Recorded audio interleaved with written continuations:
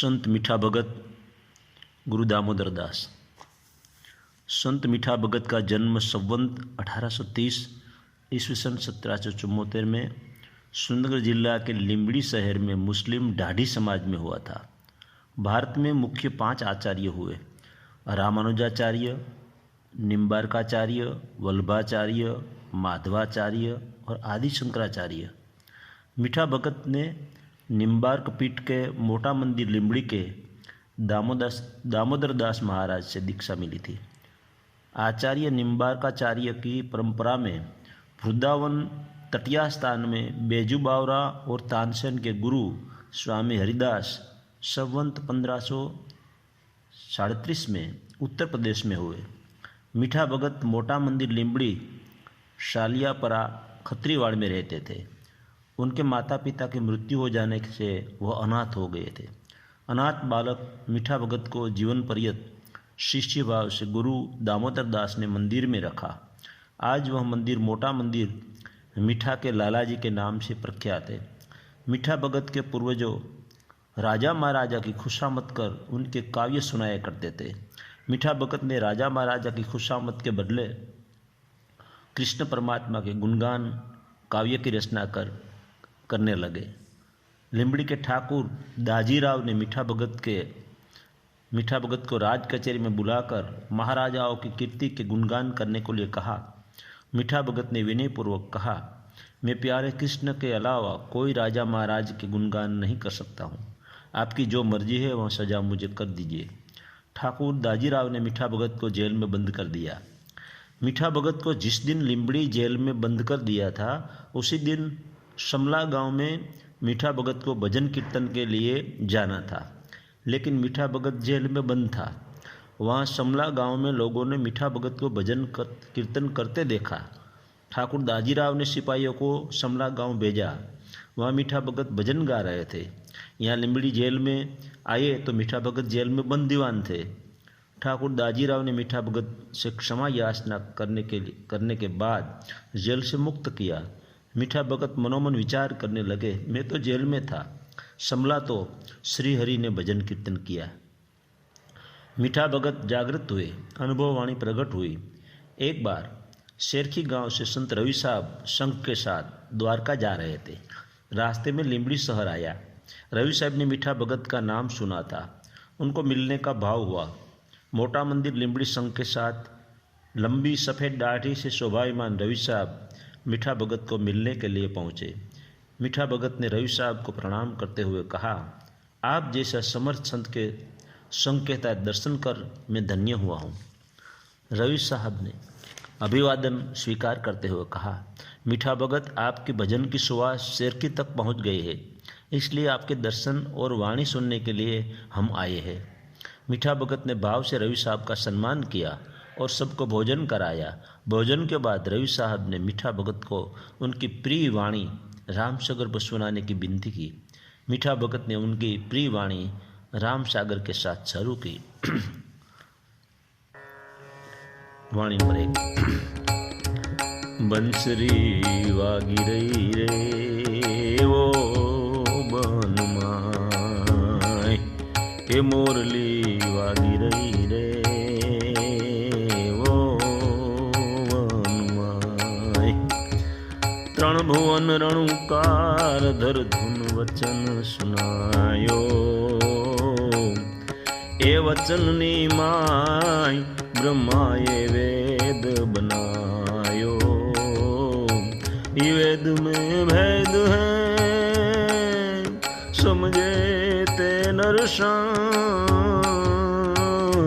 और सब प्रपंच है रे तुम मत भूलो गुणवंत। बंसरी वागी रे वो बनमाय, सुन बंसी को नाद विवेक में होई वधारो। टेढ़ा देह अभिमान अंतर को मिट्यो अंधारो। हुआ जवाड़ा गेब का वण चंदे वण शूर। रोमे रोमे रंग लग रयो रे નક્ષિક પ્રગટ્યા નૂર બંસરી વાગી રે वो बनमा वो आनंद का ओघ प्रेम की के लगी ताली कर्या संतन का काम बड़े तुम कुंज विहारी यहाँ बंसी के बीच में मोयो सकल संसार ब्रह्मा विष्णु महेश मोया केता न आवे पार बंसरी वागी रे वो बनमाय लगी वचन की चोट कोट कबूदी को पाड़्यो उतरे आरम पार मोह में वासी ने मार्यो यह बंसी श्री कृष्ण की कोई बजावे फेर मीठो भगत कहे मौज कर ले नहीं प्रीत नहीं वैर बंसरी वागी रे वो बनुमा वो बनुमा वो बनुमा। वाणी नंबर 2 ये जाय से जुवानी तारी आवे जरा शानी शानी रे हरिना भजन विना तारी जाय से जुवानी ए माया ममता मेली देने खाने वड़ो शाने मनवा ए जरा ने जो बनियूं तारो जांजवानु पानी रे जाय से जुवानी तारी आवे जरा शानी शानी पिता तारो पाए न आवे तारी नारी रे बांधव तारो बार उभो ए जुए वारी वारी रे हरिना भजन विना तारी जाय रे जुवानी कंचन जेवी काया तारी मोती जेवू पाणी मनवा ए मुआ पछी बाणी दे उड़ी जाय वानी रे हरिना भजन विना तारे जाय से जुआनी रे विदुर जी न वचन सुनी वातुले जेवीणी मळ्यो रे मीठानो स्वामी नहीं रे वातु शानी रे हरिना भजन विना तारे जाय से जुआनी। भजन नंबर 3 हे मनुष्य मणि सरीखो महापदार्थ हरि भजन विना खोयू रे हरि भजन माहेत न राख्यू हे मन माया मा प्रोयू रे हरि भजन विना रे खोयू पंच इंद्रिय केरी प्रीत करीने आपे आप वगोयू रे अभिमान वड़ू हमजी डाये डापण डोर्यू रे हरि भजन विना ते खोयू पाप करता पाछू वड़ी नठारू करता न जोयू रे कहे मीठो आंबानी आशे बीज बावणनु बोयू रे ये मनुष्य मणि सरखू महापदार्थ हरि भजन विना खोयू रे। वाणी नंबर 4 रत आवी से रंग मारे कोई हरि रस पियो ए सदा रही साधु ना संग मारे कोई राम रस पियो आजकल महाकाल आवजे रे ए कोई हरि रस पियो, मार मार करतो आवशे रे, ए कोई हरि रस पियो।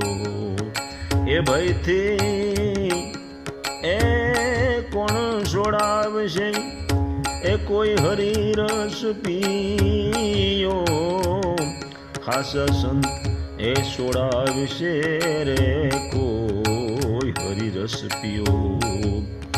सुख से सपना जेवू रे, कोई हरि रस पियो, ए दुख से दरिया जेवू रे, कोई हरि रस पियो। मुखे कथी ए कहूँ केटलू रे, कोई हरि रस पियो, दास मीठो कहे एटलू रे, ए कोई राम रस पियो, रत आवी से रंग मारे, ए कोई हरि रस पियो। इस तरह 4 वाणी मीठा भगत ने गाकर रवि साहब को प्रणाम किया। रवि साहब ने मीठा भगत को कहा, भगत अब द्वारका नहीं जाना है, खुद द्वारकाधीश कृष्ण मीठा भगत के रूप में लिम्बड़ी में मिल गए। अब संग वापिस शहर की वापस जाएंगे। पूरी रात भजन कीर्तन हुआ। सुबह होते रवि साहब संग के साथ शहर की अपने आश्रम में चले गए।